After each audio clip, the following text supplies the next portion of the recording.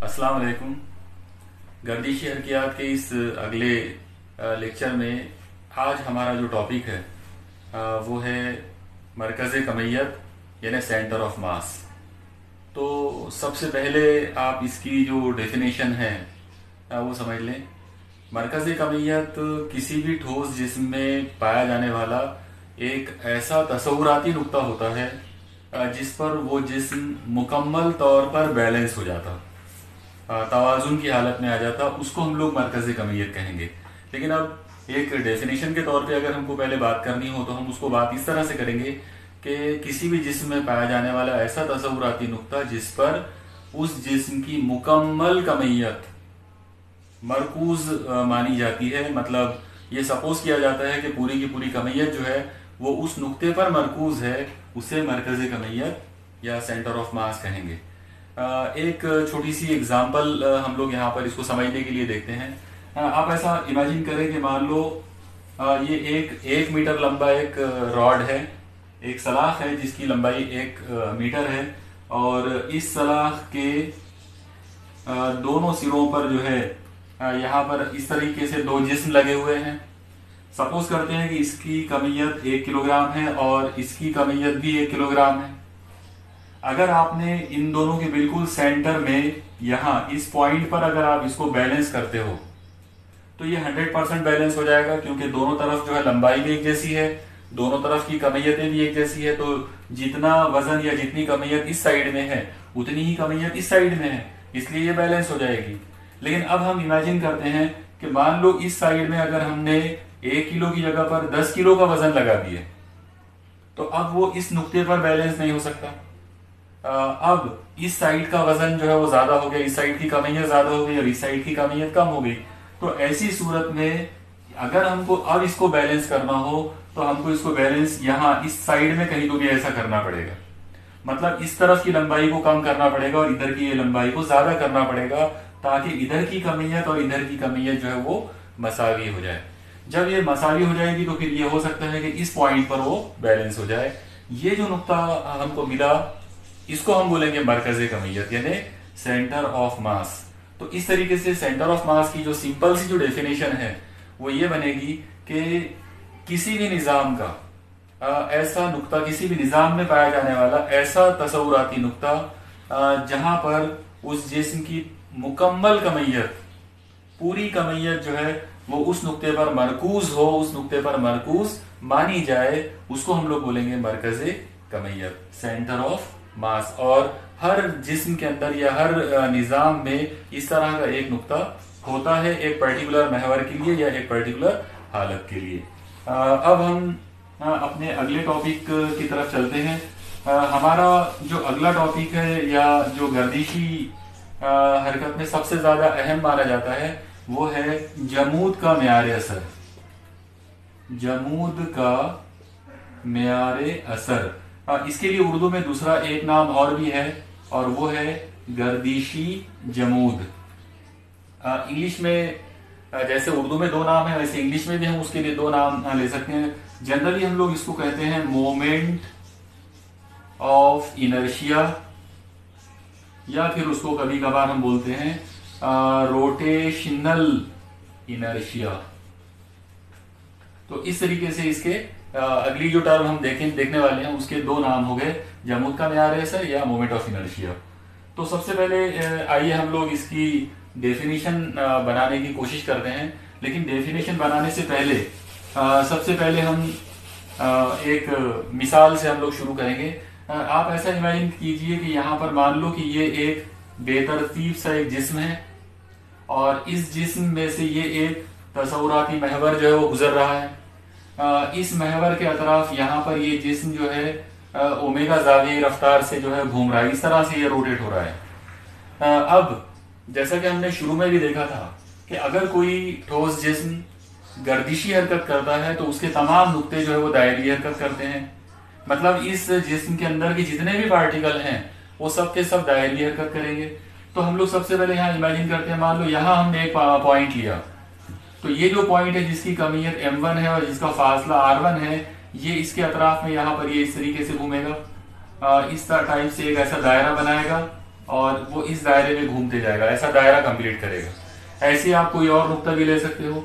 मान लो आपने यहाँ पर एक दूसरा जर्रा ली जिसकी कमियत m2 है और इसका फासला जो है वो r2 है, तो ये भी इस जिस्म की वजह से, गर्दिशी हरकत की वजह से इस तरीके से दायरे में घूमना शुरू करेगा। अब जाहिर है ये जिस्म जो है, इस जिस्म के अंदर हम ये इमेजिन कर सकते हैं कि बहुत सारे जर्रात होंगे, तो कहीं तो भी हम इसका एक आखिरी जर्रा भी ले सकते हैं। मान लेते हैं कि यहाँ पर इस जगह पर इसका आखिरी जर्रा है m⁻n, मतलब n नंबर वाला एक जर्रा है जो कि आखिरी जर्रा है। तो इसका जो फासला होगा वो rn लेना पड़ेगा महवर से। जब जिस्म गर्दिशी हरकत करेगा तो ये वाला जो जिस्म है, ये जिस्म यहाँ पर ये इस तरीके से ये दायरवी हरकत करेगा। अब जमूद का मेयार असर क्या चीज होती है, तो उसको समझने के लिए देखिए हम बहुत सिंपल अंदाज में क्या करने वाले हैं। हम पहले जर्रे की कमियत को उसके महवर के फासले के मुरब्बे के साथ हासिल ज़रब करेंगे। मतलब हमको यहाँ पर क्या करना है, कमियत का हासिल ज़रब लेना है महवर से फासले के मुरब्बे से। फिर उसके बाद दूसरे जर्रे के साथ भी वैसे ही करेंगे, मतलब दूसरे जर्रे की कमियत ज़रब उसके फासले के उसके जो महवर से फासला है उसके मुरब्बे का हासिल ज़रब, ऐसी तीसरे जर्रे के लिए, चौथे के लिए, पांचवें के लिए, और ऐसा करते करते आखिरी जर्रे के लिए, मतलब आखिरी जर्रे के लिए आ जाएगा mn ज़रब rn का स्क्वायर। तो ये जो इतने सारे जो हासिल ज़रब हमको मिले अलग अलग जर्रात के लिए, तमाम जर्रात के लिए इस जिस्म में, इन तमाम जर्रात के लिए कमियत और महवर से फासले के मुरब्बे का ये जो हासिल ज़रब मिला, इन सब का हम टोटल करेंगे, इन सब का मजमुआ लेंगे, अलजुब्राई मजमुआ। वो जो नंबर हमको मिलेगा, वो जो अलजुब्राई जो मजमुआ जो होने के बाद जो नंबर हमको मिलेगा, उसे कहते हैं जमूद का मेयार असर। मतलब अगर हम इसको एक फॉर्मूले के तौर पर अगर इसको कन्वर्ट करके अगर देखें तो देखिए ये इस तरह से होगा।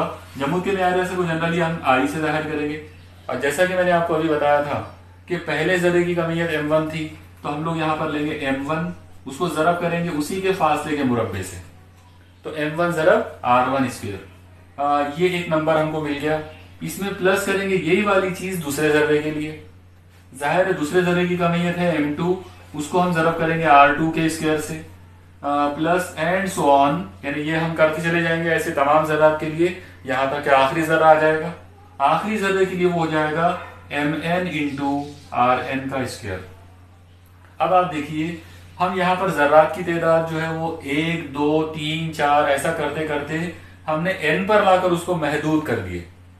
इसका मतलब ये हुआ कि ये इतने सारे ये जो टर्म्स जो हैं 1 से शुरू होकर n पर जो खत्म हो रहा है, इन सबको अगर शॉर्ट में एक मैथमेटिकल तरीके से अगर इसको लिखना चाहें तो हम इसको ऐसा लिख सकते हैं, I is equal to algebraic sum या समेशन। हम लोग यहाँ पर ये सिग्मा की जो अलामत है समेशन, ये इस्तेमाल करेंगे ताकि सबका मजमुआ उसके अंदर आ जाए। और यहाँ पर आखिरी टर्म हम ले सकते हैं, वो टर्म आ जाएगी mn इंटू rn का स्क्वायर। आप लोग देखो ये जो फॉर्मूला आपको दिख रहा है, ये जो यहाँ छोटा सा जो फॉर्मूला आपको नजर आ रहा है, तो इसको बोलते हैं जमूद का मेयार असर। अब इस फॉर्मूले को देखकर हम तारीफ बना सकते हैं। इसकी तारीफ इस तरह से होगी, जब कोई जिस्म गर्दिशी हरकत करता है तब उसके तमाम जर्रात की कमियतों और उनके महवर के फासले के मुरब्बे के हासिल ज़रब के अलजुब्राई मजमुआ जो है उसे जमूद का मेयार असर कहते हैं।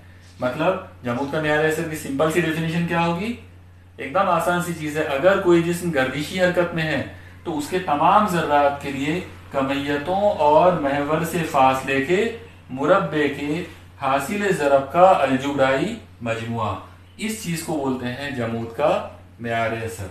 अब हम इस फॉर्मूले को देखकर इसकी इकाई और जो इसका आबाद है और बाकी जो चीजें इससे रिलेटेड हम लोग बात कर सकते हैं। तो सबसे पहले अगर हम इसकी एसआई यूनिट अगर बनाना चाहें तो आप लोग देखो इसके अंदर दो लोग हमको नजर आ रहे हैं, एक है कमियत, कमियत की यूनिट हो जाएगी किलोग्राम, और बाजू में है आर यानी फासला, और फासला जो है वो हमेशा हम मीटर में गिनते हैं, इस और फासले का मुरब्बा है, इसका मतलब ये हो जाएगा मीटर का स्क्वायर। तो अगर हम उसकी एसआई यूनिट की बात करें तो वो आ जाएगा किलोग्राम इंटू मीटर स्क्वायर। इसी टाइप से अगर हम सीजीएस यूनिट अगर इसकी निकालना चाहें तो किलोग्राम की जगह पर ग्राम आ जाएगा और मीटर की जगह पर सेंटीमीटर आ जाएगा, तो ग्राम इंटू सेंटीमीटर स्क्वायर। इसी टाइप से अगर हम इसका डायमेंशन निकालना चाहें, आबाद निकालना चाहें, तो आप देखिए आबाद हम आमतौर पे निकालते हैं एल, एम और टी के रूप में। एल यानी लंबाई, एम यानी कमीयत और टी यानी वक्त। तो एल एम टी के पावर्स के रूप में अगर हमको लेना हो तो आप लोग देखिए, सबसे पहले एल यानी लंबाई, इस यूनिट में मीटर 2 मरतबा है।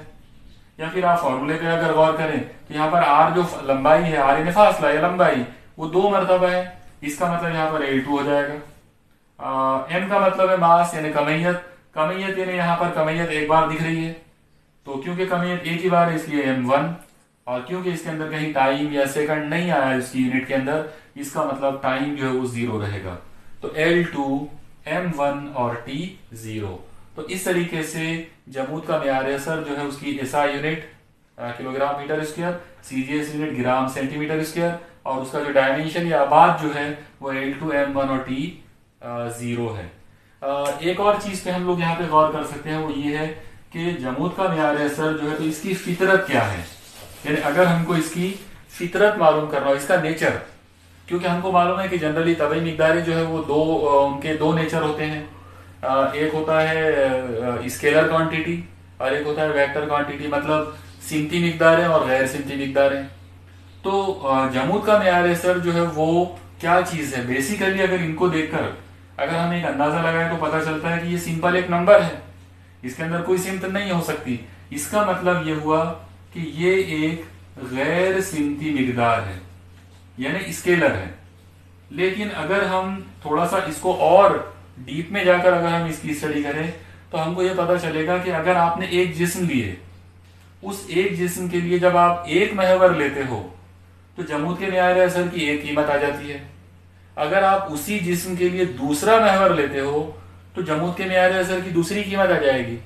तीसरा महवर लेते हैं उसी जिस्म के लिए तो जमूद का म्यार असर की तीसरी कीमत आ जाएगी। इसका मतलब ये हुआ कि जमूद का म्यार असर एक ऐसी चीज है, एक ऐसी तबई मिकदार है जो अलग अलग महवरों के लिए या अलग अलग हालतों के लिए या अलग अलग सिमतों के लिए अलग अलग कद्र पेश करती है। यानी इनकी कीमतें या इनकी जो कद्र है इसकी वो बदल जाती है अगर आप डायरेक्शन को बदलते हो, अगर आप हालत को बदलते हो उस जिस्म की। तो इसका मतलब ये हुआ कि ये गैर सिमती मिकदार तो है, लेकिन एक बहुत ही खास किस्म की गैर सिमती मिकदार है। इसीलिए हमने इसको एक अलग कैटेगरी में जो है इसको डिवाइड किया हुआ है। हम लोग इसे कहते हैं टेंसर क्वांटिटी। टेंसर क्वांटिटी जो है वो आमतौर पर ऐसी तबई मिकदारों के लिए ये वर्ड इस्तेमाल किया जाता जो होते गैर सिमती मिकदारें हैं, मगर इनकी जो कीमत है या इनकी जो कद्र है वो अलग अलग सिमतों में या अलग अलग हालतों में मुख्तलिफ होती है। तो यहाँ पर ये जमूद के म्यार असर के ताल्लुक से कुछ चीजें हम लोगों ने अभी देखा। अब हम थोड़ा सा और इसी टॉपिक को थोड़ा सा और हम आगे बढ़ाते हैं। जैसा कि अभी आपने देखा कि जमूद का म्यार असर का जनरल फॉर्मूला होता है summation m into R square. आप यहाँ पर सफिक्स में आई भी लगा सकते हो अगर आपको आई की वैल्यू 1 से लेकर n तक लिखना हो तो, यानी इस तरह से भी हम उसको लिख सकते हैं। यहाँ अब हम थोड़ा सा एक चीज पे गौर करते हैं कि ये फॉर्मूला कहाँ पर अप्लीकेबल है और कहाँ पर अप्लीकेबल नहीं है। जब हम किसी ऐसे जिस्म की बात करेंगे जिसमें जर्रात जो है वो बिल्कुल फाइनाइट हों, महदूद हों, हमको पता हो कि इस जिस्म के अंदर इतने जर्रात हैं, जैसे एक जिस्म है जो 3 जर्रात से मिलकर बना हुआ है, या 4 से बना हुआ है, या 10 से बना हुआ है, या 100 से बना हुआ है। हमको फिक्स पता होना चाहिए कि इसके अंदर कितने जर्रात हैं। और एक और चीज फिक्स होना चाहिए कि वो जो जर्रात है वो एक दूसरे के साथ अलहदा भी होना चाहिए। मतलब भले ही वो आपस में जुड़े हुए हों, लेकिन हर जर्रा अपने आप में मुनफरिद जर्रा हो, इंडिविजुअल एक पार्टिकल हो। ऐसी सूरत में हम ये चीज कर सकते हैं, ये फॉर्मूला हम यूज कर सकते हैं। लेकिन जब आप किसी रिजिड बॉडी की बात करो, अगर आप किसी ऐसे जिस्म की बात कर रहे हो जो कि ठोस जिस्म है, जो कि बेलोच जिस्म है, जिसके ऊपर तब्दीली नहीं होती है कुव्वतों को लगाने पर, तो ऐसे रिजिड बॉडी में जो जर्रात है वो एक दूसरे के साथ कॉम्पैक्ट होते हैं, एक दूसरे के साथ इस तरह से जुड़े हुए होते हैं कि हम ये बोल सकते हैं कि तमाम पूरा का पूरा जिस्म जो है वो उसके तमाम जर्रात जो है वो एक दूसरे के साथ कोऑर्डिनेट होते हैं, मतलब एक दूसरे के साथ वो जुड़े हुए होते हैं, हम आहंग होते हैं। अगर जिस्म होमोजीनियस हो, अगर उसके पूरे जर्रात एक दूसरे के साथ हम आंग हो तो फिर ये फॉर्मूला इस्तेमाल नहीं किया जा सकता। ऐसे टाइम पर हम लोग जिस्म की अलग अलग छोटी छोटी कमियतों को जो है वो अलग अलग तस्वुर करते हैं, ना कि अलग अलग पार्टिकल्स को। और ऐसी सूरत में ये जो समेशन की जो अलामत हमने इस्तेमाल किया, हम इसको हटाकर इंटीग्रेशन की अलामत इस्तेमाल करेंगे। तो यहाँ पर आप देखिए जनरली हम इस फॉर्मूले को इस तरह से बयान कर सकते हैं, I is equal to summation की जगह पर आ गया इंटीग्रेशन, और उसके बाद हम यहाँ पर क्योंकि कमियतों को हमने डिफरेंशियल फॉर्म में लिया हुआ है, हम कमियतों को छोटे छोटी मिकदारों में लेने की बात कर रहे हैं, इसलिए हम लोग यहाँ पर पहले आर स्क्वायर को लिखेंगे और कमियत को डिफरेंशियल फॉर्म में लिखेंगे, तो हो जाएगा integration R square into D M.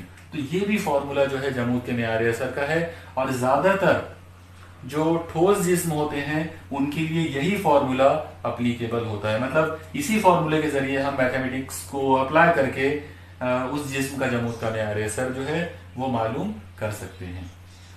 तो यहाँ पर ये था जमूद के मेयार असर का एक छोटा सा इंट्रोडक्शन।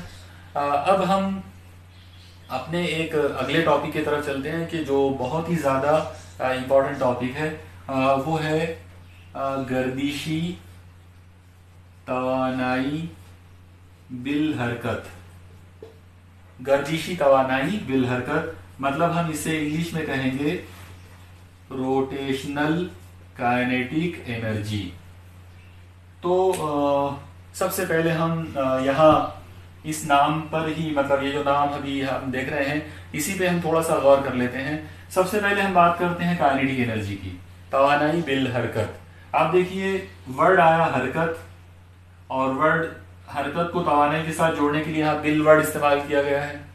इसका मतलब तवानाई बिल हरकत या काइनेटिक एनर्जी एक ऐसी तवानाई होती है जो हरकत की वजह से पैदा होती है। तो मान लेते हैं कि अगर कोई जिस्म खती हरकत में है तो उस खती हरकत की वजह से उसमें जो तवानाई पैदा होगी उसे हम खती तवानाई बिल हरकत कहेंगे। इंग्लिश में हम उसे कहेंगे लीनियर काइनेटिक एनर्जी। और हमें पता है कि आमतौर पर हम उसका जो फॉर्मूला लिखते हैं वो होता है half M into V square. M का मतलब है उस जिस्म की कमियत जो खती हरकत में है, और वी का मतलब है उसकी खती रफ्तार। तो खती रफ्तार यानी हरकत की वजह से उसके अंदर रफ्तार, क्योंकि वो हरकत में है इसलिए उसमें रफ्तार आ जाएगी।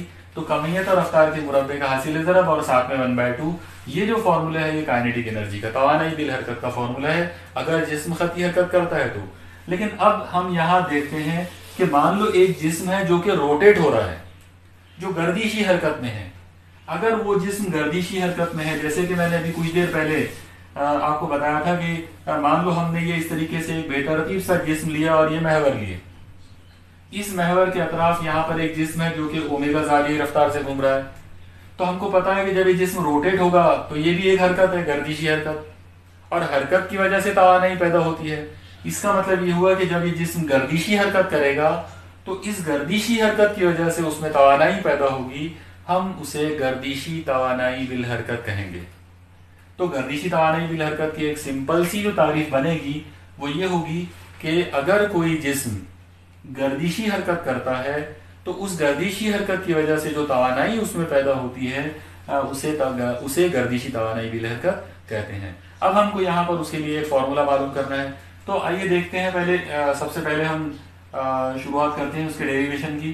मान लो कि ये एक बेतरतीब सा एक ठोस जिस्म है जो कि रोटेट हो रहा है, और इसकी जो ज़ावियाई रफ्तार है वो ओमेगा है। जैसा कि हमने अभी कुछ देर पहले भी देखा था कि जब कोई जिस्म गर्दिशी हरकत करता है तब उसके तमाम जर्रात दायरगी हरकत करते हैं। तो इसका मतलब ये हुआ कि इसके तमाम पार्टिकल जो है वैसे दायरों में घूमना शुरू करेंगे। तो हम यहाँ पर एक दो ज़रात ले लेते हैं। मान लो कि ये पहला ज़र्रा है m1 जिसका फासला है r1। ये ज़र्रा यहाँ पर ये इस तरीके से दायरा बनाएगा और इस दायरे में गोल घूमेगा, दायरगी हरकत करेगा। कोई दूसरा ज़र्रा हम लोग ले लेते हैं, यहाँ पे मान लो m2 उसकी कमियत है, उसका फासला r2 है। ये इस तरीके से एक दायरा बनाएगा और इस दायरे में गोल घूमते रहेगा। ऐसा करते करते आप बहुत सारे ज़रात ले सकते हो। तो कहीं ना कहीं हमको एक आखिरी ज़र्रा लेना पड़ेगा। मान लो कि ये आखिरी ज़र्रा है mn जिसका फासला जो है वो rn है, और ये इस तरीके से दायरा बनाकर इसमें घूम रहा है।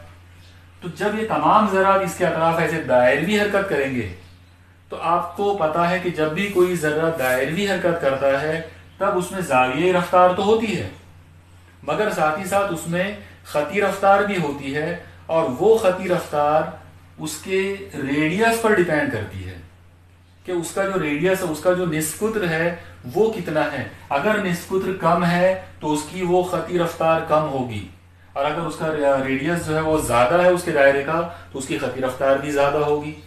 तो इसका मतलब ये हुआ कि ये जो तीन जर्रात जैसे कि आप देख रहे हो, पहला, दूसरा और ये आखिरी जर्रा, ये तमाम जर्रात के लिए जाविये रफ्तार तो ओमेगा है। इनमें से हर एक के लिए जाविये रफ्तार ओमेगा होगी, किसी के लिए ओमेगा 1, ओमेगा 2, ओमेगा 3 नहीं होगी, बल्कि सबके लिए ओमेगा जाविये रफ्तार ओमेगा रहेगी। लेकिन जब आप खती रफ्तार की बात करोगे तो क्योंकि हर एक का रेडियस अलग अलग है, इसलिए हर एक की खती रफ्तार भी अलग होगी। तो इस जर्रे की खती रफ्तार होगी v1, इसकी रफ्तार होगी v2, इसकी रफ्तार होगी vn। अब हम लोग यहाँ पर इसकी यानी इन तमाम जर्रात के लिए तवानाई बिल हरकत बनाने की कोशिश करते हैं, उनका फॉर्मूला। तो आप लोग देखिए, पहला जर्रा अगर हम लेते हैं, मान लो कि पहला जर्रा जो है उसकी तवानाई बिल हरकत E1 है, तो हमारे फॉर्मूले के मुताबिक हो जाएगा हाफ m इंटू v1²। अगर हम दूसरा जर्रा लेंगे तो हो जाएगा E2 is equal to half m into v2²। और ऐसा करते करते अगर आप आखिरी जर्रा लेते हैं तो उसका आ जाएगा En is equal to half m into vn²। अब ये जितने भी v है इन सब को हम ओमेगा में कन्वर्ट कर सकते हैं। आपको पता है कि अगर कोई जिस्म दायरवी हरकत करता है तो दायरवी हरकत में खती रफ्तार और जाविये रफ्तार का जो ताल्लुक है वो होता है v is equal to omega into R. तो ये फॉर्मूला हम यूज करेंगे हर अलग अलग जर्रे के लिए। आप लोग देखिए, पहले जर्रे के लिए अगर बात करेंगे तो v1 हो जाएगा, खती रफ्तार v1 हो जाएगी उसकी, तो v1 इज इक्वल टू आएगा ओमेगा इंटू r1। आप देखिए यहाँ ओमेगा 1 नहीं होगा क्योंकि पूरे जिस्म के लिए ओमेगा कांस्टेंट है। जब आप दूसरे जर्रे की बात करोगे वो जाएगा omega v2 is equal to omega into r2। ऐसा तीसरे के लिए v3 is equal to omega into r3 हो जाएगा।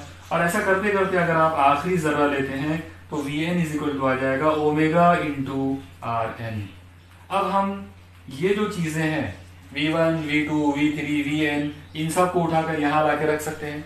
आप लोग देखिए, अगर मैं यहाँ ये फॉर्मूला लाके रखता हूँ, ये आ जाएगा हाफ m इंटू v1 का स्क्वायर। तो v1 की वैल्यू है ओमेगा इंटू r1, इसका मतलब ये हो जाएगा ओमेगा स्क्वायर इंटू r1 का स्क्वायर। अगर मैं यहाँ पे सेकंड पार्टिकल जो है, दूसरा जो जर्रा है, अगर हम उसकी तवानाई बिल हरकत लेते हैं वो आ जाएगा हाफ m इंटू v2 का स्क्वायर, और v2 की वैल्यू ये है, इसका मतलब वो हो जाएगा ओमेगा स्क्वायर इंटू r2 का स्क्वायर। ऐसी जब हम लोग आखिरी जर्रे के लिए बात करेंगे तो वो हो जाएगा 1/2 m इंटू vn का स्क्वायर। तो vn की जगह पर लेना पड़ेगा ओमेगा स्क्वायर इंटू rn का स्क्वायर। मुझे यकीन है कि आप लोगों को ये यहां तक समझ में आया होगा। अब हम इस जिस्म की मुकम्मल जो गर्दिशी तवानाई बिल हरकत है हम वो मालूम करने की कोशिश करते हैं। आप लोग देखिए, क्योंकि जो हमारा जो जिस्म है वो n जर्रात से मिलकर बना हुआ है, तो जब हम उसकी टोटल एनर्जी की हम बात करते हैं, टोटल काइनेटिक एनर्जी मतलब रोटेशनल काइनेटिक एनर्जी की जब हम बात करेंगे तो हम यहाँ पर लिख सकते हैं कि ई रोटेशनल इज इक्वल टू पहले जर्रे की तवानाई, तो पहले जर्रे की तवानाई बिल हरकत E1 प्लस दूसरे जर्रे की तवानाई E2 प्लस तीसरे जर्रे की तवानाई E3, और ऐसा करते करते आखिरी जर्रा आ जाएगा, उसकी तवानाई आ जाएगी En। तो यहाँ पर ये हो गई इसकी मजमूई तवानाई। अब आप इसको इसमें ऊपर की जो तमाम फॉर्मूले जो है उनको ला के रख सकते हो। तो E rotational is equal to E1। आप लोग देखिए, E1 का फॉर्मूला आपके सामने है, इसका मतलब ये आ जाएगा half m omega square into r1 का स्क्वायर प्लस E2 के लिए आपके पास ये फॉर्मूला है, ये आ जाएगा half m omega square into r2 का square plus and so on, plus आखिरी वाला जर्रा n नंबर वाला जो पार्टिकल आप लोगे उसकी तवानाई आ जाएगी half m omega square into rn का स्क्वायर। तो इस तरीके से हमने पूरे जिस्म के लिए मतलब मुकम्मल जिस्म के लिए जो मजमूई तवानाई बिल हरकत होगी गर्दिश की वो हमने मालूम कर लिया अलग अलग जरात के रूप में। अब आप देखिए ये इतनी सारी जो टर्म्स आपके सामने नजर आ रही हैं, इनमें बहुत सारे लोग हैं जिनको आप कॉमन निकाल सकते हो। जैसा कि आप लोग गौर करो, ये आ जाएगा E rotation is equal to, आप लोग देखो 1/2 m और ओमेगा, इतने लोग सब में है, हर टर्म के अंदर 1/2 है, सभी में m है, सभी में ओमेगा स्क्वायर है। इसका मतलब यहाँ पर हाँ एक और चीज हम कर सकते हैं, क्योंकि हर जर्रे की हमने कमियत अलग अलग लिए थे, इसलिए हम पहले जर्रे के लिए इसको m1 लेना पड़ेगा, दूसरे जर्रे के लिए m2, तीसरे जर्रे के लिए यहाँ पर लास्ट जर्रे के लिए mn लेना पड़ेगा। तो अब आप देखिए कि अगर जर्रात की कमियतें अलग अलग हों तो हम यहाँ पर कॉमन के तौर पर जो है कमियतों को नहीं निकाल पाएंगे, क्योंकि हर जर्रे की कमियत अलग अलग फर्ज करे थे हमने। तो 1/2 और ओमेगा जो है ये कॉमन है सब में, तो हम इनको कॉमन निकाल सकते हैं। अगर हमने इनको कॉमन निकाल लिया 1/2 और ओमेगा स्क्वायर, ये अगर कॉमन निकालते हैं तो आप लोग देखिए यहां से जो चीज बचेगी वो है m1 into r1 square plus, यहां से 1/2 और ओमेगा स्क्वायर चला गया, यहां से बचेगा m2 r2 square plus and so on, और ऐसा करते करते लास्ट वाला जर्रा वो आ जाएगा mn इंटू rn का स्क्वायर। अब आपके सामने ये जो टर्म ये जो नजर आ रहा है, इसमें आप गौर कीजिए कि ब्रैकेट में जो टर्म दिख रही है m1 r1 square plus m2 r2 square plus and so on plus mn rn square, ये अलजुब्राई मजमुआ है कमियत और फासले के मुरब्बों के हासिल ज़रब का। मतलब ये शॉर्टकट में अगर हम इसको लिखें तो इसको हम ऐसा लिख सकते हैं, E rotation is equal to half omega square in bracket, हम इसको अलजुब्राई मजमुआ लिख सकते हैं। तो अलजुब्राई मजमुआ ये आ जाएगा mn इंटू rn का स्क्वायर। लेकिन ये जो चीज है summation mn into rn square, ये जमूद का मेयार असर होता है, इसलिए इसकी जगह पर हम लोग आई ले सकते हैं। अगर हमने इसकी जगह पर जमूद का मेयार असर यानी आई ले लिया तो ये फॉर्मूला बन जाएगा E rotation is equal to 1/2 omega square, और ये ब्रैकेट में जो कुछ भी लिख रहा है तो ये जमूद का मेयार असर है। इस फॉर्मूले को अगर हम थोड़ा सा तरतीब में लिखें तो ये कुछ तो भी इस तरह से हो जाएगा, E rotation is equal to half I को पहले लिखा जाता है इंटू ओमेगा स्क्वायर। आप लोग देखिए ये जो फॉर्मूला आपके सामने दिख रहा है इसे गर्दिशी तवानाई बिल हरकत का ज़ाब्ता कहते हैं। ये गर्दिशी तवानाई बिल हरकत को जाहिर करेगा, और ये फॉर्मूला समझने के लिहाज से बहुत ही आसान है। अगर आप देखें तो फॉर्मूला हमको मिला E rotation is equal to half I into omega square. यहाँ पर आई जो है वो जमूद का मेयार असर है और ओमेगा जो है वो उस जिस्म की जावियाई रफ्तार है। अब हम थोड़ा सा एक और छोटे से एक टॉपिक पर हम यहाँ पर बात करेंगे। आप लोग देखिए इसमें जैसा कि अभी हमने ई रोटेशन के लिए हमने फॉर्मूला देखा, हमको फॉर्मूला मिला half I into omega square. लेकिन अगर हम लीनियर काइनेटिक एनर्जी की अगर बात करें, मतलब अगर हम खती तवानाई बिल हरकत की बात करें तो खती तवानाई बिल हरकत का फॉर्मूला हमारे पास आ जाएगा E linear is equal to half m into V square. अब आप यहां पर थोड़ा सा इन फॉर्मूलों को आपस में कंपेयर करके सोचें। आप लोग देखिए दोनों तवानाई बिल हरकतें हैं, ये गर्दिशी तवानाई बिल हरकत है और ये खती तवानाई बिल हरकत है।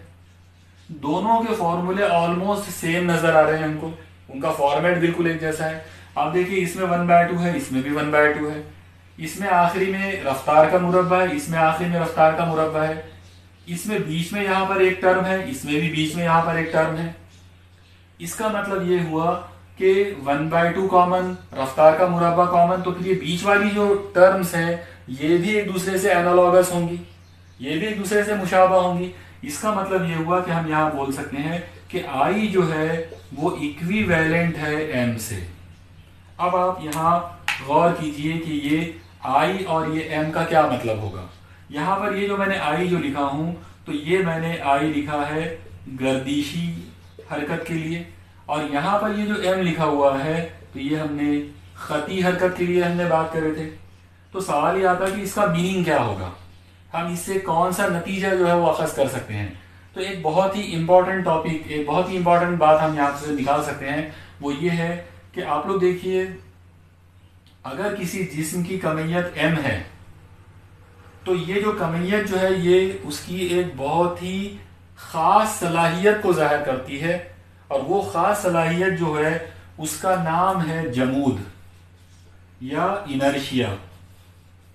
जमूद या इनर्शिया का मतलब होता है किसी जिस्म के अंदर पाई जाने वाली ऐसी सलाहियत जिसके जरिए वो वैसा ही रहना चाहता है जैसा वो है, वो तब्दील नहीं होना चाहता, वो अपनी हालत को, अपनी स्टेट को बदलना नहीं चाहता।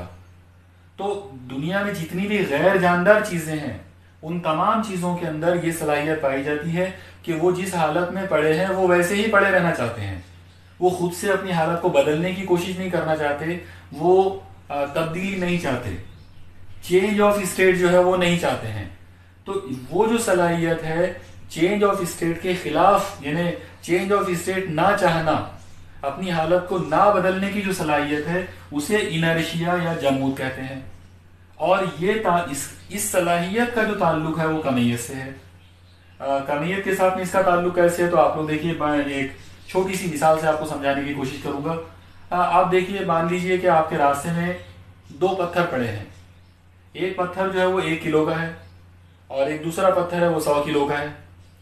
तो जो 1 किलोग्राम कमियत वाला जो पत्थर है उसी के बाजू में एक दूसरा जो बड़ा 100 किलोग्राम कमियत वाला जो पत्थर है, इन दोनों पत्थरों को आपको उठाना नहीं है बल्कि इनको लोड कर सरकाना है। अब आप इमेजिन कर सकते हैं, बल्कि आप अपने कॉमन सेंस से जवाब दे सकते हैं कि कौन से पत्थर को लोटना आसान होगा।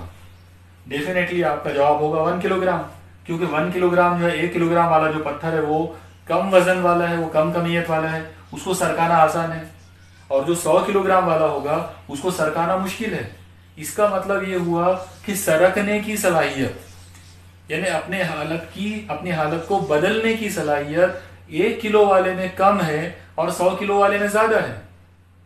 उसी सलाहियत का नाम जमूद है, यानी अपनी हालत को बरकरार रखना जो है उस सलाहियत का नाम जमूद है। और क्योंकि अभी इस मिसाल के जरिए आपको समझ में आया होगा कि वो सलाहियत 100 किलोग्राम वाले जिस्म के अंदर ज्यादा है 1 किलोग्राम कमियत वाले जिस्म के मुकाबले में, इसका मतलब जमूद की सलाहियत सिर्फ एक चीज पर डिपेंड करती है और वो है कमियत।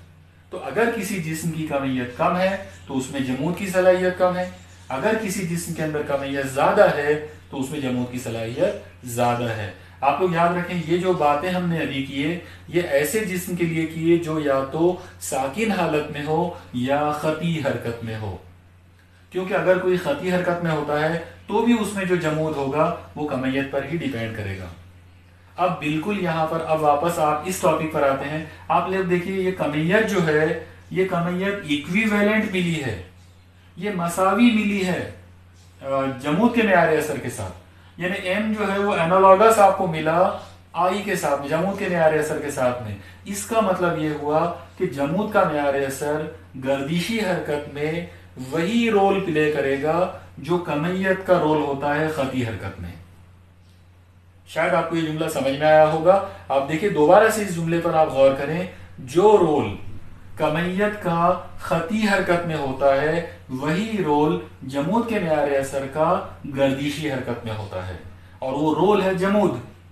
तो इसका मतलब ये हुआ कि अगर खती हरकत में कमियत का मतलब जमूद है तो गर्दिशी हरकत में जमूद के मेयार असर का मतलब भी जमूद ही है।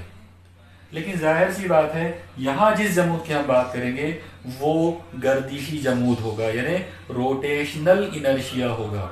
तो फिर इस तरीके से हम लोगों को ये जो जमूद का मेयार असर जो है इसका एक मफहूम जो है वो यहाँ पर मिल गया हमको, उसका एक तबई मफहूम जो है, फिजिकल सिग्निफिकेंस जो है वो हमको यहाँ पर मिल गया। और वो ये है कि जमूद का मेयार असर जो है वो उस सलाहियत को जाहिर करता है जिसका नाम जमूद है, लेकिन ऐसे जिस्म में जो गर्दिश में हो, जो गर्दिशी हरकत में हो। यही वजह है कि जमूद के मेयार असर को गर्दिशी जमूद भी कहते हैं।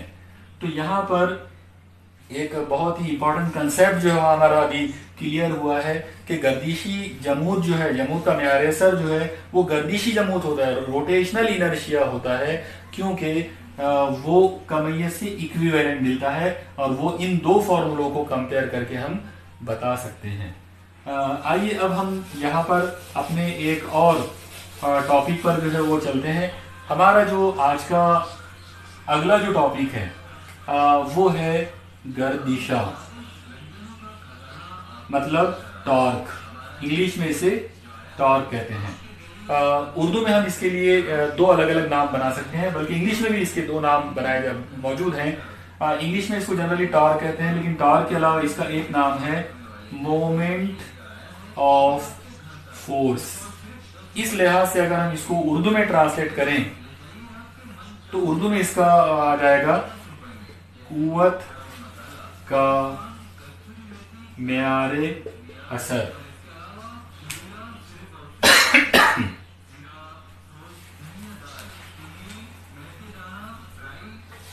हाँ, तो अब हम अपने अगले टॉपिक पर आते हैं। हमारा जो अगला टॉपिक है वो है टॉर्क या गर्दिशा। इंग्लिश में इसके लिए दूसरा एक जो वर्ड इस्तेमाल किया जाता वो है मोमेंट ऑफ फोर्स, और इस लिहाज से अगर हम उसको उर्दू में अगर बात करें तो वो आ जाएगा कुव्वत का मेयारे असर। अब आप याद रखिए, ये जो वर्ड है मोमेंट या मेयारे असर, इसका मतलब होता है उमूदी फासले से ज़रब करना। जब भी हम किसी चीज को उमूदी फासले से ज़रब करेंगे, उमूदी फासला मतलब आर या आर बार, जब हम आर से ज़रब करेंगे किसी चीज को तो हम उसको मोमेंट कहेंगे या उर्दू में उसको मेयारे असर कहेंगे। तो अब आप देखिए, सबसे पहले हम इसकी तारीफ बनाने की कोशिश करते हैं। एकदम सिंपल सी इसकी तारीफ होगी, गर्दिशा यानी टॉर्क। तो यहाँ पर हम, जैसा कि मैंने अभी आपको बताया था कि मोमेंट का मतलब है फासले से ज़रब करना, तो हम लोग क्या करेंगे इसमें कि कुव्वत का हासिल ज़रब लेंगे फासले के साथ। अगर हमने कुव्वत और फासले का हासिल ज़रब किया तो वो जो हासिल ज़रब मिलेगा उसे कहते हैं गर्दिशा या टॉर्क। तो सबसे पहले तो मैं यहाँ पर उसको एक्सप्लेन करने के लिए आपको एक एग्जांपल आपको बताता हूँ। मान लीजिए कि ये एक कोई रिजिड सा एक जिस्म है, और ये जिस्म में इस पॉइंट पर यहाँ पर एक सुराख है, और इस सुराख के जरिए आपने इसको ऐसा लटका दिया। आप इसको एक हार्डबोर्ड, एक पुट्ठा या एक फोटो फ्रेम इमेजिन करो। तो अगर मान लो ये एक फोटो फ्रेम है और वो एक सुराख के जरिए किले में ऐसा यहाँ पे लटकी हुई है। अब आप यहाँ से कुछ दूरी पर एक पॉइंट लो, पॉइंट पी, और इस जगह पर आप यहाँ पर एक कुव्वत का अमल करो। यहाँ आपने ये कुछ तो एक फासला लिया हुआ है आर फासले पर आपने पॉइंट पी लिया, और यहाँ पर आपने कुव्वत को अप्लाई करें। आप देखिए, जैसे आप यहाँ पर एक कुव्वत अप्लाई करोगे, ये जिस्म यहाँ से ऐसे जाएगा, मतलब ये यहाँ से ऐसे रोटेशन में आ जाएगा। अब अगर ये रोटेशन में आ जाता है, यानी अगर ये गर्दिशी हरकत में आ जाता है, तो ये जो खीला है ये उसका महवर गर्दिश बन जाएगा, क्योंकि इस खीले के अतराफ में वो जो है यहाँ पर गोल घूम रहा है, या उसके अतराफ में वो गर्दिश की हरकत कर रहा है। तो इस तरीके से कुव्वत लगाने पर यहाँ पर गर्दिशी हरकत हो रही है।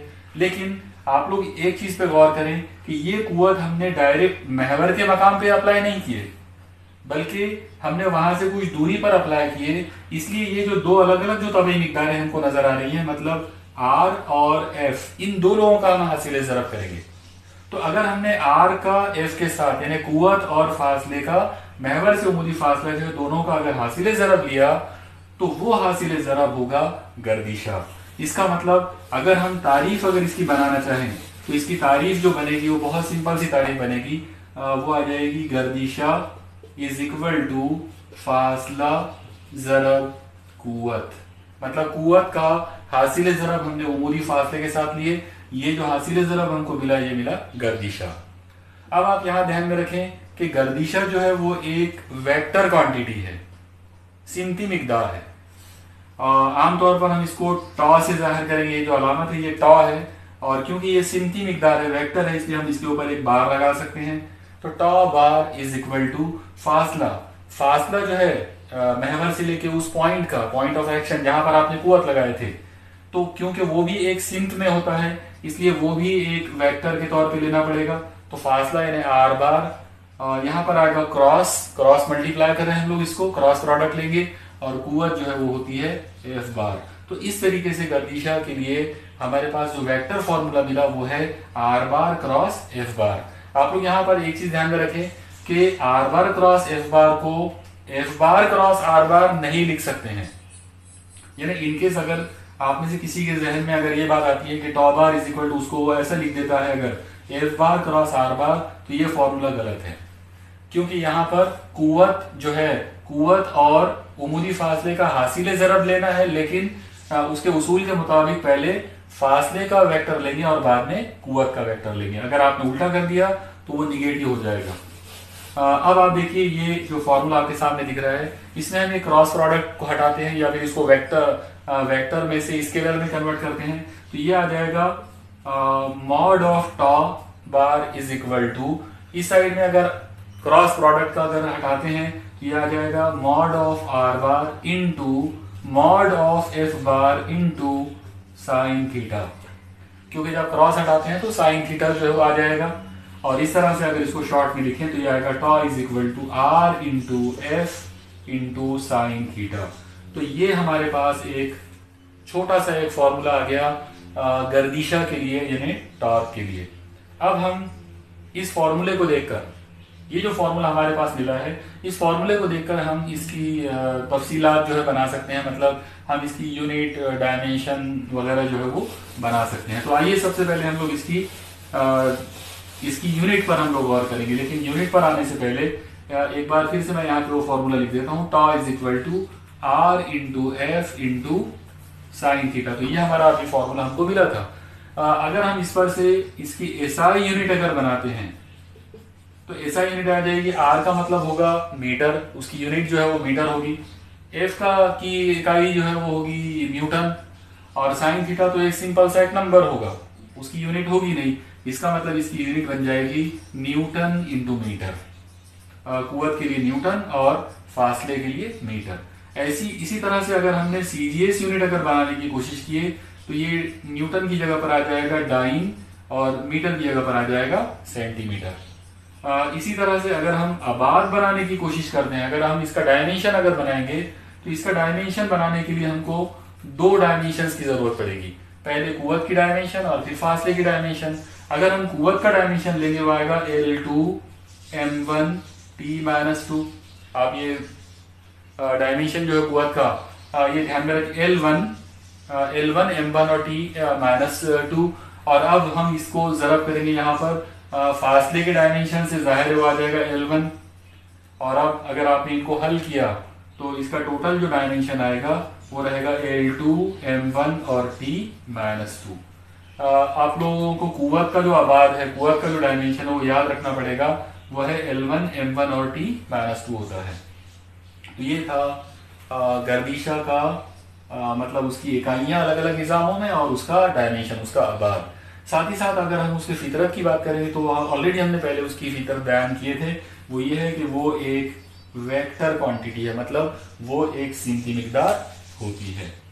अब हम यहाँ पर, क्योंकि हमारा जो मेन टॉपिक है वो तो जमूद का मियार असर है, तो अब हमको ये देखना है, ये चेक करना है कि गर्दिशे का जमूद के मियार असर के साथ में क्या ताल्लुक है। मतलब हम लोग रिलेशन देखेंगे टॉ एंड आई का, गर्दिशा और जमूद का मियार असर, इन दो लोगों में क्या ताल्लुक हो सकता है या क्या ताल्लुक होता है। अब हम लोग उसका डेरिवेशन जो है वो देखेंगे। सबसे पहले हम लोग इसके अंदर एक जिस्म को फर्ज करना पड़ेगा, मतलब एक बेलो जिस्म, एक रिजिड बॉडी जो बहुत सारे जरा से मिलकर बना हुआ है। तो मान लेते हैं कि अगर हमने ये इस तरीके से एक आधा बेतरतीब सा जिस्म लिया तो हम इसके किसी एक मकाम से कोई एक ऐसा महवर गुजार सकते हैं। मान लो कि यहाँ से पॉइंट ओ में से एक महवर गुजर रहा है, इस महवर के अतराफ में ये जिस्म जो है वो रोटेशन में है इस तरह से, और इसकी जो ज़ावी रफ्तार है वो ओमेगा है। तो अब हम लोग फर्ज करते हैं यहाँ पर अलग अलग ज़रात लेंगे। इसमें हम मान लो कि हमने यहाँ पर पहला ज़रा लिया M1, तो उसका फासला आ जाएगा R1। जब ये जिस्म रोटेट होगा तो ये दायरी हरकत करके ऐसा घूमेगा। हम किसी एक आध जगह पर कोई दूसरा ज़रा ले सकते हैं M2, जिसका फासला R2 होगा, ये भी दायरी हरकत करेगा। इसी तरीके से हम करते करते आखिरी ज़र्रे पर आ सकते हैं। मान लेते हैं कि यहाँ पर इस जगह पर आखिरी ज़र्रा है जिसकी कमियत Mn है और इसका फासला जो है वो Rn है।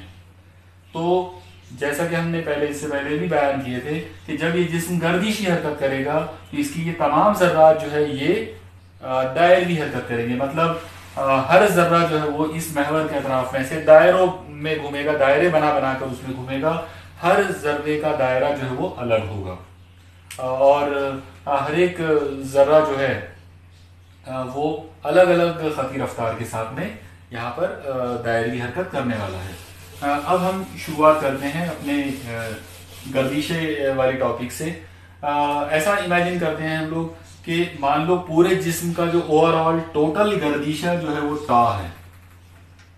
तो ये जो गर्दिशा है ये हम हर जर्रे के लिए डिवाइड करके अलग अलग इमेजिन कर सकते हैं। मान लो कि पहले जर्रे का गर्दिशा टा1 है, दूसरा जो जर्रा है उसके लिए टा2 है, तीसरा जो है उसके लिए टा3 होगा, फिर टा4, और ऐसा करते करते जब हम आखिरी जर्रे की बात करेंगे तो वो आ जाएगा टा_n।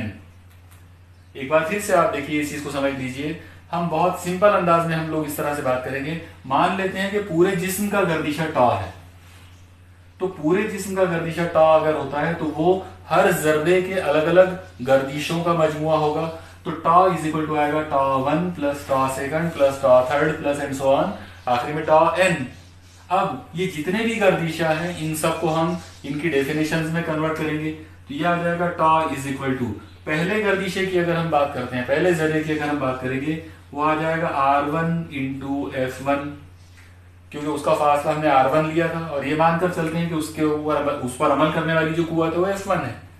प्लस जब हम दूसरे जर्रे की बात करेंगे वो आ जाएगा R2 और उसकी कुव्वत होगी F2, प्लस इसी टाइप से अगर आप करते चले जाएं तो आपको आखिरी जर्रा जो है वो मिलेगा Rn ज़रब Fn। ओके, तो ये आपको गर्दिशा यानी टोटल गर्दिशे का फॉर्मूला मिला हर जर्रे के रूप में अलग अलग। अब यहाँ पर आप एक मैकेनिक्स का एक पुराना फॉर्मूले को याद कीजिए। कुव्वत की जो तारीफ हम लोगों ने पढ़ा था, कुव्वत की तारीफ थी कि कुव्वत जो है वो कमियत और इसरा का हासिल ज़रब होता है, यानी किसी भी जिस्म पर अमल करने वाली कुव्वत जो है वो हमेशा कमियत और खतीसरा इन दो लोगों के हासिल ज़रब के बराबर होती है। तो ऐसी सूरत में जब आप पहले जर्रे की पहले जर्रे पर अमल करने वाली कुव्वत की अगर आप बात करोगे तो वो आ जाएगा F1 इज इक्वल टू, यह आ जाएगा M1 ज़रब A1। जब आप दूसरे जर्रे की बात करोगे वो आ जाएगा M2 ज़रब A2। जब आप आखिरी जर्रे की बात करोगे वो आ जाएगा Fn is equal to Mn into An। ये वाली जो कीमतें हैं F1 F2 F3 वगैरह की, Fn की, इनको उठाकर आप यहाँ ला के रख सकते हैं। तो देखिए जब हम इन कुव्वतों को यहाँ लाकर इस्तेमाल करेंगे यह आएगा टा इज इक्वल टू, आप देखिए पहला जरा यह आ जाएगा R1 ज़रब F1 की जगह पर जैसा हमने देखा वो आ जाएगा M1 इंटू A1, प्लस दूसरे जर्रे के लिए अगर हम बात करें वो आ जाएगा R2 ज़रब F2 की कीमत आ जाएगी M2 ज़रब A2, plus and so on. अब हम आखिरी जर्रे पर आते हैं, आखिरी जर्रा आ जाएगा Rn ज़रब Mn ज़रब An। तो इस तरीके से पूरा गर्दिशा जो है वो तमाम जर्रात के लिए अलग अलग हर जर्रे के लिए हमने तकसीम कर दिए, और हर जर्रे के इसरा के रूप में। यहाँ पर A1 जो है वो खत इसरा है पहले जर्रे का, A2 खत इसरा है दूसरे जर्रे का, An खत इसरा है आखिरी जर्रे का। ओके, अब हम थोड़ा सा इस टॉपिक को और आगे बढ़ाते हैं। आप लोग देखिए, जैसा कि अभी हमने थोड़ी देर पहले भी बात किए थे कि जिस्म के तमाम जर्रात दायरवी हरकत में हैं, और अगर ये तमाम जर्रात दायरवी हरकत में हैं तो फिर यहाँ पर दायरवी हरकत का खती इसरा और जावियाई इसरा का हम ताल्लुक इस्तेमाल कर सकते हैं। खती इसरा ए जो है वो जावियाई इसरा के साथ में उसका जो ताल्लुक होता है वो है A is equal to alpha into R. Alpha जो है वो जावियाई इसरा है और A जो है वो खती इसरा है, और आर उसका निस्बत है उस दायरे का। तो ये फॉर्मूला आप अप्लाई कर सकते हैं यहाँ पर हर जर्रे के लिए। लेकिन यहाँ पर ये फॉर्मूले को अप्लाई करते वक्त आप ध्यान में रखें कि ये जो अल्फा है जावियाई इसरा जो है ये पूरे जिस्म के लिए एक जैसा होगा, यानी हर जर्रे के लिए जावियाई इसरा एक जैसा रहेगा। हम ये नहीं बोल सकते हैं कि पहले जर्रे के लिए वो अल्फा 1 होगा दूसरे के लिए अल्फा 2, बल्कि तमाम जर्रात के लिए वो अल्फा होगा, क्योंकि पूरे जिस्म के लिए जावियाई इसरा कांस्टेंट होता है। सब पूरे जिस्म के लिए यानी तमाम जर्रात के लिए अल्फा एक जैसा होगा। तो अब इस चीज को अगर हम इस्तेमाल करें तो आप लोग देखिए ये फॉर्मूला इस तरह से बन जाएगा टॉ इज इक्वल टू पहला जर्रा। अब ये वाले जर्रे की अगर बात करें, ये आ जाएगा R1 इंटू, ये आएगा M1 इंटू, अब ये जो A1 है, आप देखिए इस फॉर्मूले के लिहाज से अगर बात करेंगे तो A1 is equal to alpha into R1 हो जाएगा। इसलिए मैं यहां पर इसको इस तरह से लिख सकता हूं, अल्फा इंटू R1।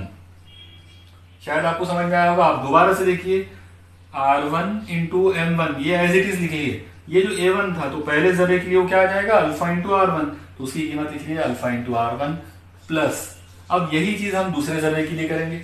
दूसरे जर्रे के लिए अगर हम बात करेंगे वो आ जाएगा R2 इंटू M2 इंटू, अब ये जो A2 है, तो अगर मैं यहां पर A2 लेता हूं तो मुझे यहां पर R2 लेना पड़ेगा, तो इसका फॉर्मूला आ जाएगा alpha into R2 plus and so on. और अब ऐसा करते करते हम आखिरी जर्रे पर आते हैं। आखिरी जर्रे की अगर बात करें तो वो आ जाएगा R2 इंटू M2 इंटू, जो AN है उसके लिए अगर हम फॉर्मूला बनाएंगे तो वो आएगा AN is equal to alpha into RN, तो वो चीज हम यहाँ ले सकते हैं, वो आ जाएगा अल्फा इंटू RN। और अब आप इस फॉर्मूले को हल करते हुए अब आखिरी स्टेप तक आ चुके हैं। अब आप देखिए इनमें से इतनी सारी ये जो टर्म्स हमको नजर आ रही हैं, इनमें से कोई चीज है जिसको आप कॉमन के तौर पे निकाल सकते हैं, वो आ जाएगा टॉ इज इक्वल टू, आप लोग देखो इसमें अल्फा है, यहां भी अल्फा है, यहां भी अल्फा है, तो हर जगह से हम अल्फा को कॉमन निकाल सकते हैं। अगर हमने अल्फा को कॉमन निकाला तो आप देखिए पहले ब्रैकेट में से क्या चीज बचेगी, यहां से बचेगा R1 M1 फिर R1, और ये लोग जरब में हैं, इसका मतलब हो जाएगा R1 जरब R1 R1 का स्क्वायर, तो यहां से जो चीज बचेगी वो है M1 इंटू R1 स्क्वायर। उसके बाद आएगा प्लस, अब आप यहां पे गौर करें, अल्फा बाहर चला गया, R2 M2 फिर R2, तो जब आप इनको एक साथ लिखेंगे ये आ जाएगा M2 into R2 square plus and so on. अब आप आखिरी जर्रे पर गौर करें, आखिरी जर्रे में से अल्फा बाहर चला गया, यहां पर ये है RN MN और RN। अब आप देखिए RN जो है वो 2 मरतबा है, तो जरब में है मतलब, इसलिए उनका स्क्वायर करना पड़ेगा, तो वो आ जाएगा MN इंटू RN का स्क्वायर। ओके, अब हम इसी स्टेप के ऊपर दोबारा से बात करते हैं, ये आ जाएगा tau is equal to alpha in bracket, आप देखिए पहली टर्म प्लस दूसरी टर्म प्लस बहुत सारे अलग अलग टर्म्स और ये आखिरी टर्म, तो इन सब को हटाकर आप एक अलजुब्राई मजमूए के तौर पे इसको ले सकते हैं। अगर हम यहाँ अलजुब्राई मजमूआ लेते हैं तो ये आ जाएगा समेशन MN इंटू RN का स्क्वायर। तो आप लोग देखिए आपके पास गर्दिशा जो है उसके लिए जो फॉर्मूला यहाँ पर हमको मिला वो फॉर्मूला मिला alpha in bracket summation MN into RN square, मगर ये जो चीज है summation MN into RN square जो है ये हमारा जमूद का म्यार असर है। हम इस क्वांटिटी की जगह पर यहाँ पर हम I ले सकते हैं, इसका मतलब ये आ जाएगा tau is equal to alpha और इन ब्रैकेट I, क्योंकि जमूद का म्यार असर की अलामत I है, तो ये पूरा नंबर जो है पूरी क्वांटिटी जो है वो I बन जाएगा, तो ये आ जाएगा अल्फा इन ब्रैकेट I। अब हम इसको थोड़ा सा यहाँ पर शॉर्टकट में अगर इसको लिखना चाहें तो हम इसको ऐसा लिख सकते हैं, alpha is equal to tau is equal to I into alpha. ये हमारे पास एक बहुत ही इंपॉर्टेंट फॉर्मूला मिला गर्दिशा और जमूद के म्यार असर के दरमियान ताल्लुक का। अब यहाँ पर मैं आपको एक और चीज की तरफ आपका दिमाग जो है वो ले जाना चाहूंगा। आप लोग देखिए जैसा मैंने गर्दिशे का फॉर्मूला यहाँ पर अभी अखज करके आपको बताया, ऐसे ही हम कुव्वत का जो फॉर्मूला हमेशा भी इस्तेमाल करते हैं, एक बार फिर हम उस पर गौर करते हैं। F इज इक्वल टू होता है M इंटू A।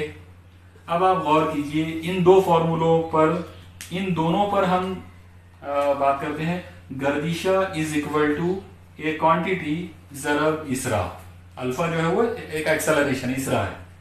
जब आप कुव्वत की बात करेंगे तो फिर से एक क्वांटिटी जरब इसरा, मतलब ये दो फॉर्मूले फिर आइडेंटिकल जैसे नजर आ रहे हैं। और हमने अभी पिछली बार भी देखा था कि जो M है वो आइडेंटिकल होता है I से, तो अगर M I से आइडेंटिकल है और A अल्फा से आइडेंटिकल है, इसका मतलब ये हुआ कि F जो है वो आइडेंटिकल हो जाएगा टॉ से। तो इससे एक चीज जाहिर होती है कि जो रोल खती हरकत में कुव्वत प्ले करती है, वही रोल गर्दिशी हरकत में गर्दिशा प्ले करेगा। मतलब ये जो गर्दिशा जो है, टॉर्क जो है, ये एनालॉगस है फोर्स के। गर्दिशा जो है वो मसावी होगा या वो इक्विवेलेंट होगा कुव्वत से। तो कुव्वत और गर्दिशा जो है वो एक दूसरे के मसावी टर्म्स हैं, मसावी मीनिंग वाले टर्म्स हैं, और उनका रोल जो है वो बिल्कुल एक ही जैसा होता है। कुव्वत जो है वो खती हरकत के लिए रिस्पॉन्सिबल होती है, उसी तरह से गर्दिशा जो है वो गर्दिशी हरकत के लिए रिस्पॉन्सिबल होता है। तो यहाँ पर हमारा गर्दिशे वाला जो टॉपिक है वो अब एंड हो गया। अब हम अगले टॉपिक के तरफ चलते हैं। हमारा जो अगला टॉपिक, यहाँ पर एक और टॉपिक जो हमको आज के इस लेक्चर में लेना है वो होगा जावियाई मेयारे हरकत। इंग्लिश में इसके लिए वर्ड इस्तेमाल किया जाता है एंगुलर मोमेंटम। तो आइए सबसे पहले हम लोग बात करते हैं कि ये एंगुलर मोमेंटम क्या होता है। तो सबसे पहले एंगुलर मोमेंटम जो है, इसके लिए हम और एक टर्म, यानी इंग्लिश में इसकी और एक टर्म हम बना सकते हैं, और वो होगी moment of linear momentum. Urdu में अगर हम बात करें लीनियर मोमेंटम मतलब खती मेयारे हरकत। तो खती मेयारे हरकत का मोमेंट मतलब मेयारे असर।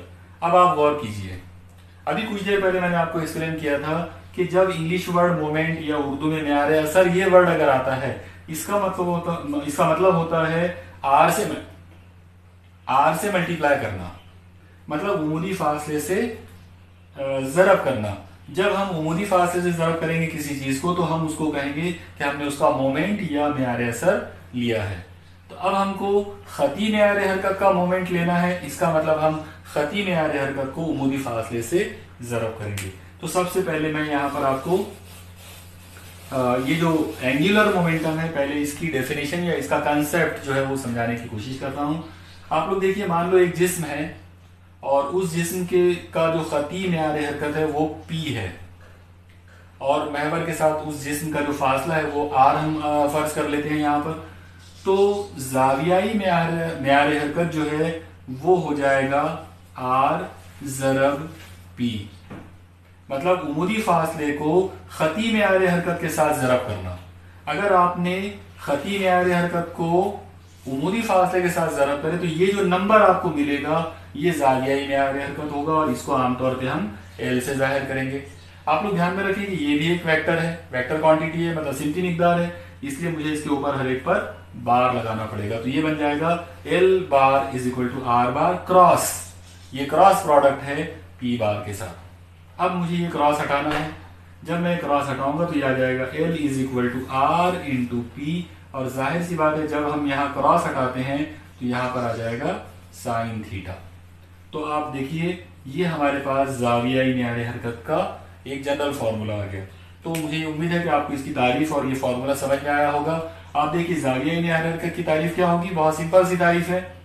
खती मेयारे हरकत और उमूदी फासले के हासिल ज़रब को जावियाई मेयारे हरकत कहते हैं। एक बार फिर सुनिए आप और याद करिए, खती मेयारे हरकत और उमूदी फासले, यानी महवर से उमूदी फासले के हासिल ज़रब को जावियाई मेयारे हरकत कहते हैं, और उसका जो जनरल फॉर्मूला है वो फॉर्मूला कुछ इस तरह से होगा। अब इस फॉर्मूले को हम थोड़ा सा और ज्यादा सिंप्लीफाई करने की कोशिश करते हैं। आप लोग देखिए ये फॉर्मूला जो आपके सामने दिख रहा है L is equal to R into P into sine theta. आप देखिए यहाँ पर P का मतलब है खती मेयारे हरकत, और खती मेयारे हरकत दो लोगों का हासिल ज़रब होता है, कमैयत और खती रफ्तार का। तो मुझे इस फॉर्मूले को इस तरह से लिखना पड़ेगा, R इंटू ये जो P है मैं इसकी जगह पे लिख सकता हूँ M इंटू V, कमैयत ज़रब खती रफ्तार, ज़रब में यहाँ पर साइन थीटा ऑलरेडी है, तो मैंने P की जगह पर M इंटू V लिख दिया। अब इस फॉर्मूले को देखकर मैं इसकी इकाई और आबाद वगैरह जो है वो बना सकता हूं। तो आइए देखते हैं, इस पर हम इसकी एसआई यूनिट पहले तैयार करने की कोशिश करेंगे। यहां पर सबसे पहले है R, तो R की यूनिट बन जाएगी मीटर। उसके बाजू में है M कमैयत, उसकी यूनिट बन जाएगी किलोग्राम। उसके बाजू में है V खती रफ्तार, उसकी यूनिट हो जाएगी मीटर पर सेकंड। उसके बाजू में साइन थीटा, वो एक नंबर है, उसकी यूनिट नहीं होगी। अब आप गौर से देखिए, ये जो लोग हैं, ये जो इकाइयां आपके सामने लिखी हैं, अगर इन सबको मल्टीप्लाई करके तरतीब से लिखा जाए तो हम इसको इस तरह से लिख सकते हैं, किलोग्राम इंटू मीटर ज़रब मीटर, यानी मीटर का स्क्वायर पर सेकंड। तो ये इसकी ऐसा यूनिट हो गई, किलोग्राम मीटर स्क्वायर पर सेकंड। अगर मुझे यहाँ पर सीजीएस यूनिट अगर लिखना हो तो किलोग्राम हट जाएगा, उसकी जगह पर आ जाएगा ग्राम। मीटर हट जाएगा, उसकी जगह पर सेंटीमीटर स्क्वायर, और सेकंड की जगह पर सेकंड ही रहेगा। तो इस तरह से सीजीएस यूनिट जो है, उसकी सीजीएस यूनिट जो बनेगी वो है ग्राम सेंटीमीटर स्क्वायर पर सेकंड। अब मुझे यहाँ पर इसका डायमेंशन बनाना है, आबाद लेना है। तो जैसा हमको पता है, आबाद मतलब हम तीन लोग जनरली लेते हैं, LM और T, लंबाई, कमियत और वक्त। तो देखिए लंबाई L, इस फॉर्मूले में आप देखो मीटर 2 मरतबा है, मतलब लंबाई 2 बार आ रही है, तो यहाँ पर हो जाएगा L2। किलोग्राम 1 बार है, मतलब कमियत 1 बार आएगा। यहाँ पर सेकंड भी 1 बार दिख रहा है, लेकिन नीचे है, तो जब आप वक्त को यानी सेकंड को नीचे से ऊपर इमेजिन करोगे तो वो हो जाएगा T-1। तो इस तरीके से हमारा जो जावियाई न्यायालय हरकत जो हमको मिला, उसका आबाद मिलेगा L2, M1 और T-1। तो यहाँ पर अपना जावियाई न्यायालय हरकत जो है, उसका इंट्रोडक्शन जो है, यानी उसका जो तारुफ है, वो कंप्लीट हो गया। अब हम हमारे लेक्चर के आखिरी टॉपिक पर आ जाते हैं। वो ये है कि इस जावियाई न्यायालय हरकत का जमूद के न्यायालय असर के साथ में क्या रिश्ता है, क्या ताल्लुक है। यानी हमको देखना है कि L एंड I, जावियाई न्यायालय हरकत और जमूद के न्यायालय असर, इन दो लोगों में क्या ताल्लुक है। हम वो ताल्लुक आज मतलब इस डेरिवेशन में हम बनाने की कोशिश करते हैं। तो सबसे पहले शुरुआत में तो हम वही फिगर से हम लोग बात करेंगे। यानी आप एक बार फिर से रिकॉल करें, मान लो कि एक बेतरतीब सा जिस्म है, यहाँ पर एक महवर है और ये महवर ऐसे आर पार गुजर रहा है यहाँ से पॉइंट O में से, इसके अतराफ में जिस्म घूम रहा है जिसकी जावियाई रफ्तार ओमेगा है। अब हम इसके अलग अलग ज़रात लेते हैं। तो अगर हमने पहला ज़रा लिए, उसकी कमियत M1, तो उसका फासला R1, वो यहाँ पे दायरी हरकत करेगा। एक दूसरा ज़रा लेते हैं M2, उसका फासला R2, ये भी दायरी हरकत करेगा। ऐसा करते करते आप एक आखिरी ज़रा ले सकते हैं MN, जिसका फासला RN होगा और वो भी यहाँ पे दायरी हरकत करेगा। तो अब हम जावियाई न्यायालय हरकत जो है, इस पूरे जिस्म का मजमूई जावियाई न्यायालय हरकत जो है वो मालूम करने की कोशिश करते हैं। तो देखिए बहुत सिंपल, जैसा मैंने अभी कुछ देर पहले आपको गर्दिशे का आर्टिकल करके बताया था, वैसा ही हम यहाँ पर जावियाई न्यायालय हरकत भी करेंगे। टोटल अगर हमको जावियाई न्यायालय हरकत निकालना है इस जिस्म के लिए, तो हम ले लेंगे L इज इक्वल टू पहले जर्रे का जावियाई न्यायालय हरकत L1 प्लस दूसरे जर्रे का जावियाई न्यायालय हरकत L2 प्लस, ऐसा करते करते आप आखिरी जर्रे तक जा सकते हो। तो पहले जर्रे का जावियाई न्यायालय हरकत प्लस दूसरे का प्लस एंड सो ऑन, आखिरी जर्रे का जावियाई न्यायालय हरकत, इन सब का मजमुआ जिस्म का टोटल जावियाई न्यायालय हरकत होगा इज इक्वल टू। अब हम लोग इन तमाम जावियाई न्यायालय हरकतों को उनकी डेफिनेशन में, उनके फॉर्मूलों में कन्वर्ट करेंगे। आप देखिए ये जो L1 है, इसका मतलब हो जाएगा R1 ज़रब P1, क्योंकि उसका R1 जो है वो पहले जर्रे का फासला है और P1 उसका खती न्यायालय हरकत है, प्लस दूसरे के लिए अगर बात करेंगे तो R2 ज़रब P2 plus and so on, plus आखिरी जर्रे के लिए अगर बात करेंगे वो आ जाएगा RN इंटू PN। अब आप देखिए जितने भी P नजर आ रहे, जितने भी खती न्यायालय हरकत है, हम इन सब की डेफिनेशन इस्तेमाल करेंगे। तो ये कुछ इस तरह से हो जाएगा, R1 ज़रब ये जो P1 है, इसका मतलब हो जाएगा M1 ज़रब V1, ओके, प्लस दूसरे जर्रे की अगर बात करें वो आ जाएगा R2, P2 का मतलब हो जाएगा M2 ज़रब V2 plus and so on. जब आप आखिरी जर्रे की बात करेंगे वो आ जाएगा RN ज़रब PN, का मतलब हो जाएगा MN इंटू VN। तो ये था हमारा जावियाई न्यायालय हरकत, मतलब मजमूई जावियाई न्यायालय हरकत, उसके लिए हमारे पास ये टोटल फॉर्मूला आ गया। अब आप गौर कीजिए, इस फॉर्मूले के अंदर V1 पहले जर्रे की खती रफ्तार है, V2 दूसरे की खती रफ्तार है, VN आखिरी जर्रे की खती रफ्तार है। ये जितनी भी खती रफ्तारें हैं, इनको हम ओमेगा में, मतलब जावियाई रफ्तारों में कन्वर्ट कर सकते हैं, क्योंकि हमारे पास ये वाला रिलेशन हमको मालूम है, V is equal to omega into R होता है। तो पहले जर्रे के लिए आ जाएगा V1 is equal to omega into R1, दूसरे के लिए आएगा V2 is equal to omega into R2, आखिरी वाले के लिए आएगा Vn is equal to omega into Rn। आप देखिए ओमेगा के साथ में 1 2 3 नहीं लगाएंगे, क्योंकि पूरे जिस्म के लिए ओमेगा कांस्टेंट है, वो हर जर्रे के लिए नहीं बदलेगा। हर जर्रे के लिए, हर पूरे जिस्म का जो जावियाई मेयार हरकत है वो ओमेगा है, इसलिए हर जर्रे का जावियाई मेयार हरकत, हर जर्रे का जावियाई रफ्तार जो है वो ओमेगा लेना पड़ेगा। अब हम ये तमाम फॉर्मूलों को एक साथ यहाँ पे इस्तेमाल करते हैं। ये आ जाएगा L इज इक्वल टू, आप देखिए पहला ये आ जाएगा R1 into M1 into V1, तो V1 की जगह पर क्या आएगा ओमेगा इंटू R1 प्लस, अब हम दूसरे जर्रे की बात करेंगे।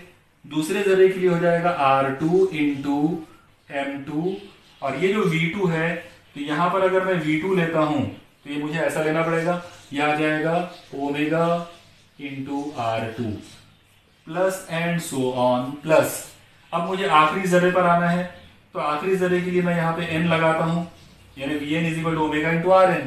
तो अब वैसी चीज हम यहाँ करेंगे, यह आ जाएगा Rn into Mn into Rn into Mn into ये जो Vn है इसकी जगह पर मुझे लेना पड़ेगा ओमेगा इंटू Rn। और अब इन तमाम ये जो इतनी सारी टर्म्स जो आपको नजर आ रही हैं, इन सब में से जो कॉमन निकल सकता है हम उसको कॉमन निकालेंगे। यह आ जाएगा L इज इक्वल टू, आप लोग देखो यहाँ ओमेगा है, यहाँ ओमेगा है, यहाँ भी ओमेगा है, मतलब हर टर्म में ओमेगा मौजूद है। तो हम इन तमाम टर्म्स में से ओमेगा को मुश्तरिक के तौर पर, कॉमन के तौर पर जो है वो निकाल सकते हैं। तो ओमेगा हमने कॉमन के तौर पे बाहर निकाल लिए। अब ये पहले वाला ब्रैकेट देखो आप लोग, पहले ब्रैकेट में यहाँ पर है R1 M1 फिर R1, मतलब R1 ज़रब में 2 बार आ गया, तो हम यहाँ पर इसको बोल सकते हैं M1 इंटू R1 का स्क्वायर प्लस, दूसरे में से ओमेगा कॉमन चला गया, हम यहाँ पर ले सकते हैं M2 इंटू R2 का square plus and so on, आखिरी में से ओमेगा कॉमन चला गया, यहाँ से आप बोल सकते हैं Mn इंटू Rn का स्क्वायर। तो ये यहाँ पर आपने ओमेगा को कॉमन निकाला और बाकी सारी टर्म्स को सॉल्व करके इस तरह से लिख दिया। अब हम इसको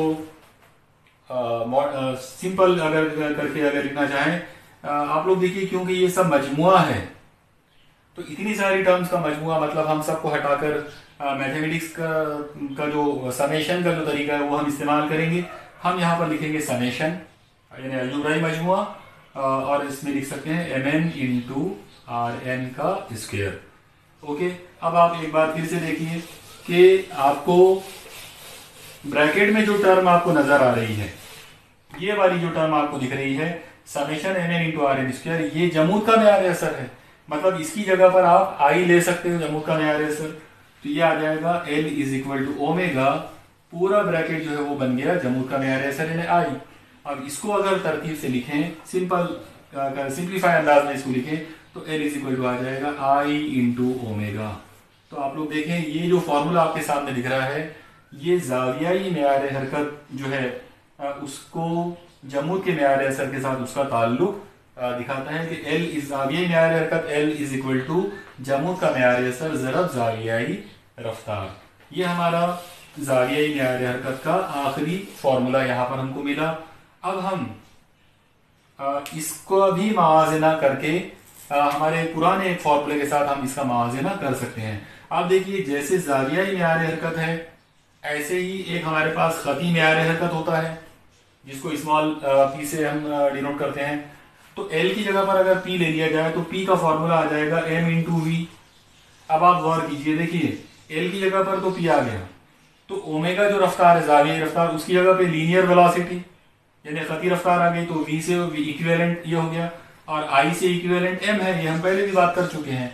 इसका मतलब ये हुआ कि खती हरकत में जो रोल P प्ले करता है, मतलब खती मेयार हरकत का जो रोल होता है गर्दिशी हरकत में, वही रोल जावियाई मेयार हरकत का होता है। मतलब ये जो L है ये इक्विवेलेंट होता है P से, जावियाई मेयार हरकत खती मेयार हरकत से इक्विवेलेंट होता है, या दोनों का रोल जो है वो सेम होता है।